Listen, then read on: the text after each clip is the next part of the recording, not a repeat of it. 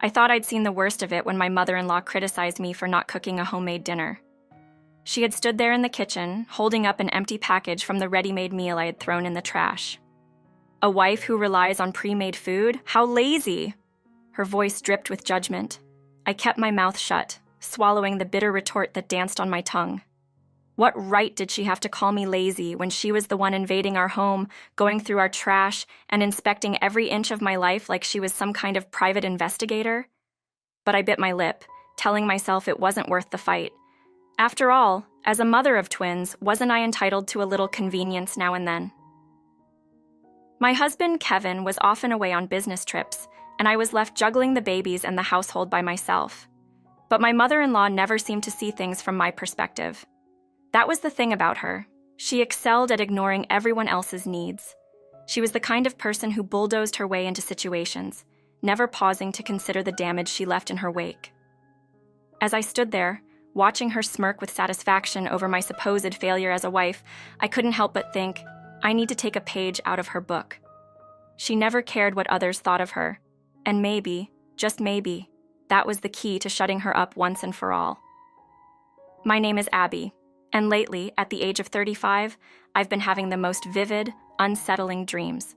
In them, I see my children, my beautiful twins, both getting married. The strange part? Their weddings are happening on the same day, but at completely different venues. Each time I wake from this bizarre dream, my heart races, and I'm filled with a sense of dread.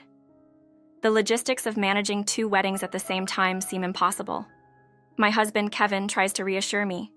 He even jokes that maybe we should call an exorcist because the dreams are so frequent. But I tell him it's just the stress. After all, it's not like these dreams are warnings of some impending doom. However, what I'm dealing with in real life feels like its own kind of nightmare. This isn't about ominous dreams. It's about a woman who has somehow decided that my life is hers to control. The worst part? I'm not sure how to stop her. It all started before the twins were born. Kevin and I had been together for 3 years when I got pregnant, and finally, he proposed. I teased him about taking his time, but it was a moment of pure happiness. Everything seemed perfect, until I met his mother. From the moment we announced our engagement, she made her feelings crystal clear. I wasn't good enough for her precious son. "She's not right for you, Kevin," she had said the first time we met, her eyes narrowing in suspicion. She even questioned whether the baby I was carrying was his. It was a low blow, one that made me realize exactly what kind of person I was dealing with. Kevin stood by me, and despite his mother's disapproval, we got married. But her presence loomed large over our relationship, like a storm cloud ready to break at any moment. When the twins were born, things went from bad to worse. With Kevin away on business trips, I was left to handle the house and 2 newborns on my own. It was tough, but I managed. What I hadn't anticipated was my mother-in-law deciding to insert herself into our lives in the most intrusive way possible. She began showing up at our house unannounced. The first time it happened, I was caught off guard. I hadn't given her our address, so how did she know where we lived? "Kevin told me," she said, brushing off my surprise as if it were nothing. The next thing I knew, she was barging through the front door with bags of groceries, insisting she was there to help. "I brought food. We can eat together," she said, already making herself at home. I stood there, my mouth opening and closing like a fish out of water. "The house is a bit messy right now," I stammered, hoping she'd take the hint and leave. But she didn't. "That's fine. I'll clean up for you," she said with a grin that didn't reach her eyes. Before I could protest, she was in the living room, pointing out every speck of dust, every misplaced item. "This won't do. You shouldn't slack off just because you're tired. A wife's duty is to keep the house in order," she scolded. I bit my tongue again. I could feel the anger rising in my chest, but I forced myself to stay calm. She wasn't worth it. Not yet, anyway. That day, she stayed for hours, picking apart every aspect of my life, criticizing my parenting, my housekeeping, and even the food I had in the fridge. When lunchtime rolled around, she pulled out a takeout pasta dish from her bag. "This is mine," she said, watching me with a smirk as I marveled at how good it smelled. "I didn't bring anything for you." I couldn't believe it. Who does that? But there she sat, eating in front of me, savoring every bite as I watched in silence. When she finally left, I thought I'd have some peace, but I was wrong. The next day and the day after that, she appeared again. Each time, it was the same story. She'd push her way into the house, criticize everything, and help in ways that only made things worse. She would wake the babies just so she could hold them, complain when they drooled, and leave the dirty diapers for me to change. I was exhausted. Mentally, physically, emotionally, every part of me was worn down. 2 weeks into her unrelenting visits, I couldn't take it anymore. I confided in Kevin, explaining how bad it had gotten. "Just ignore her," he said. "Pretend you're not home." So I did. The next day, when she knocked on the door, I stayed quiet. She knocked again, and again. Eventually, she left. For the first time in weeks, I breathed a sigh of relief, but the relief was short-lived. On the third day of my silent treatment, something happened that I never could have expected.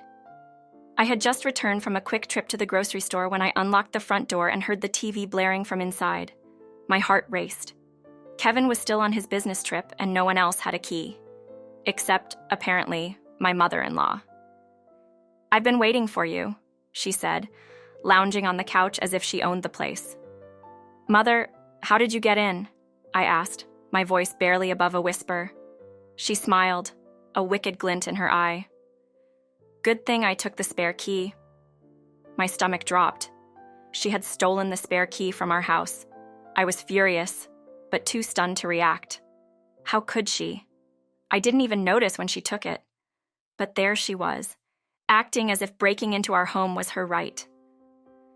"You're not managing well without me," she continued, surveying the room with a look of disdain. "The house is a mess. You can't do it on your own." I opened my mouth to argue, but before I could get a word out, she was already leaving. "I'll see you tomorrow," she called over her shoulder, as if we'd made plans. That night, I didn't sleep. I stayed up, cleaning the house from top to bottom, my hands shaking with rage. This had gone too far. She had crossed a line, several actually. But what could I do?